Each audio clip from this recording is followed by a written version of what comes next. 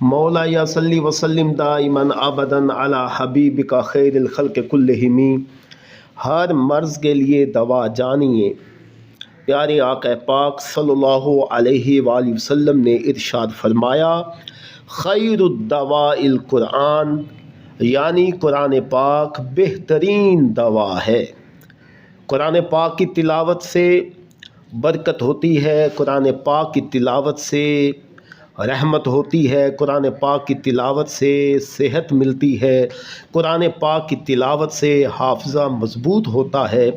اور اپنے دوستوں کو، اپنے عزیزوں کو، پیاروں کو یہ بات بتائیں کہ جب بھی پانی پیا جائے تو سورہ فاتحہ، جو سورہ شفا بھی ہے، جسے شافیہ بھی کہتے ہیں، اس سورہ فاتحہ کا دم کر کے پانی پیا جائے تو ضرور اللہ رب العالمین ہر بیماری سے نجات دے گا۔